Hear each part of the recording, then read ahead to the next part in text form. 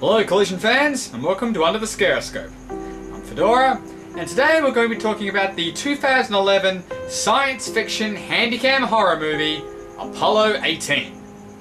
This movie follows very much in the footsteps of movies like, obviously, Paranormal Activity and Blair Witch Project. The whole handycam horror system is a bit of a gimmick, used to try and imitate facts of real life with some more supernatural impact. In this case, we have the final mission to the moon, Apollo 18, being sent up for reasons they aren't really privy on.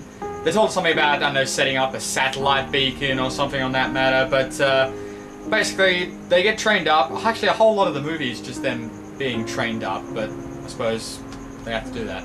But anyway, the team arrives on the moon. There's 3 guys, and they pretty much do what they're meant to do. They set up the beacon, but then some weird things start to occur. It starts off with some small things like, I don't know, a piece of equipment going missing, some noises outside, you know, the typical, I don't know, paranormal events that you expect to see in a movie like this.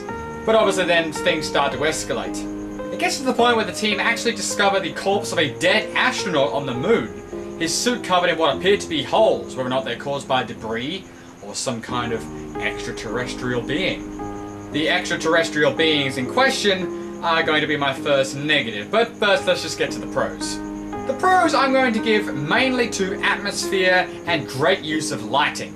Because, let's look at it this way, they're setting on the moon, they're in a situation where they can't possibly escape. I mean, obviously it's taking a lot of inspiration from movies like Alien, with the whole no one can hear you scream, isolation, nowhere to run, that whole deal. So I can sort of understand why people are saying they don't see too much of it doing things on its own merit, rather borrowing aspects from other movies. Lighting is another great thing, because, once again, let's go to the setting. They're on the moon. There's no unnatural light sources, there's no power or anything like that, so the use of lighting is done very well, and it really escalates the tension. For instance, there's this one particular scene, it's not going to spoil anything, but one of the astronauts heads down into this cave in the moon, looking for one of his friends. There's a scene where he's carrying a lantern. The lantern gets dropped and it starts flickering. And during the flickering moments, you get to see the extraterrestrial creatures slowly coming towards him. Now, these things, like I said, I'll get a bit more to it on the cons, but basically they just look like rocks. So in between the flashes of light, you see the rocks slowly coming towards him and he's screaming and running away. It's done really well, and I really enjoyed it. It really helped with the atmosphere. But now let's get to a couple of the cons. First of all, the aliens. These things, once revealed, were not very scary. Because it all boils down to that old saying of fear of the unknown. Things are scarier when you can't see them. That's why things like the monster under the bed or hiding in the closet, these things terrified us.